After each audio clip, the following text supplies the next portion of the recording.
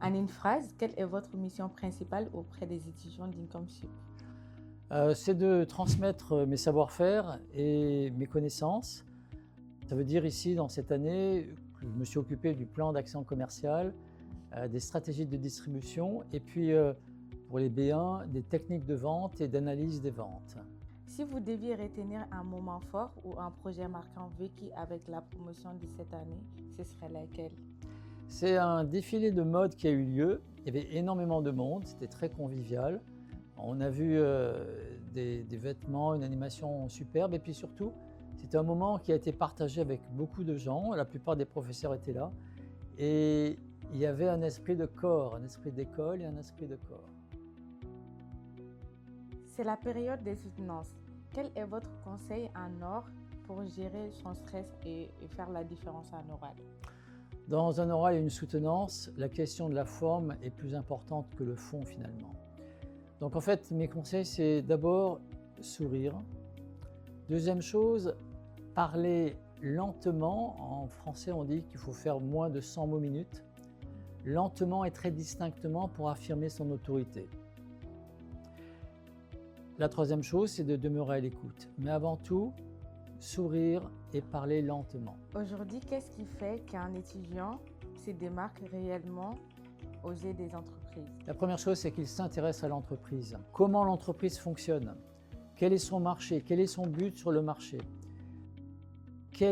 Comment se génère le chiffre d'affaires et le profit?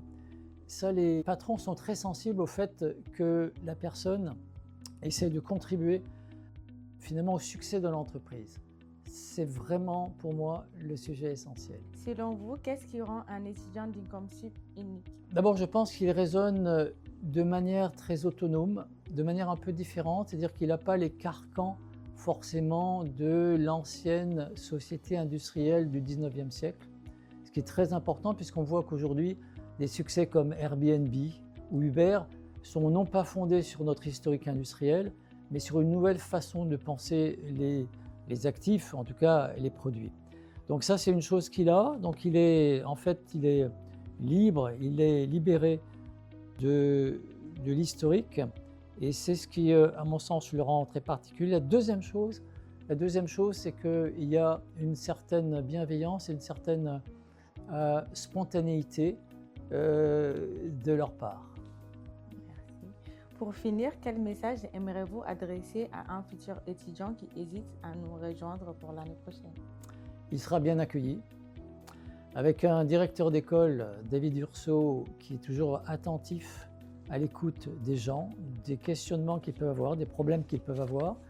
Et puis, il y a une équipe de professeurs qui est resserrée et qui se réunit également une fois, deux fois par an. Donc c'est un cadre où finalement on va être dans quelque chose qui est ce qu'on appelle dans l'entreprise l'affectio societatis, c'est-à-dire une équipe, je ne dirais pas une famille, mais une équipe est proche parfois d'une famille. Et avec les étudiants, il y a toujours ce phénomène de promotion et de famille qui va se reconstituer, mais plus fort qu'ailleurs. Il y a moins de compétition entre les gens qu'on peut le voir ailleurs. Donc en fait, il va être accueilli et il va être encadré. L'école organise actuellement un voyage pédagogique pour les étudiants qui souhaitent venir. Je voulais savoir qu'est-ce que vous pensez de ce voyage, si vous en avez connaissance déjà et vos impressions. Quand on voyage à l'étranger, professionnellement surtout, en fait, à partir du moment où on est dans l'avion, on commence à réfléchir autrement que dans son propre pays et dans l'entreprise de son propre pays. Et quand on arrive dans ce pays étranger où l'entreprise peut avoir une filiale ou bien un partenaire, on s'aperçoit que dès les premiers pas dans l'aéroport, dès la prise du taxi, avec un environnement qui est un peu différent, des gens qui sont habillés un peu différemment ou très différemment, on commence à avoir des idées parce que on sort de son cadre habituel, on échappe à son cadre habituel. Et aujourd'hui, l'entreprise et notre société a montré à quel point, depuis 10 ans, nous sommes en train de sortir des schémas traditionnels de l'industrie. On peut citer Airbnb, Uber, d'autres encore.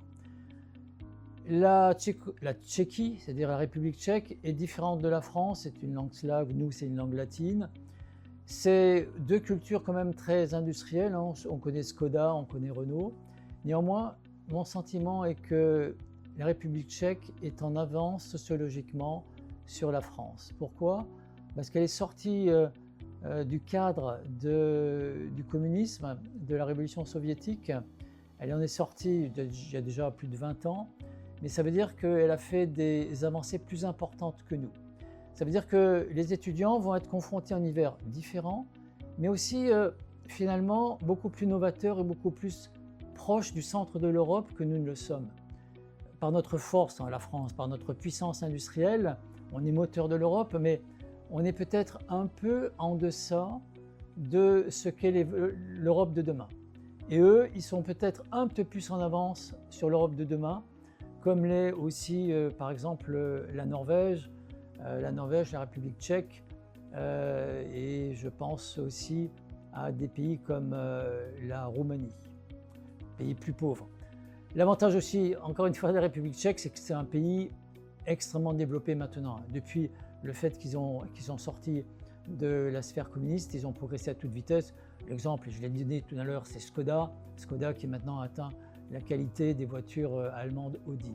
Donc ils vont être dans un cadre historique, hein, il faut qu'ils voient le vieux cimetière juif, mais en même temps, je pense qu'ils vont avoir des idées et sentir que si c'est un service ou si c'est un produit, ils vont déjà se sentir confrontés à une population différente.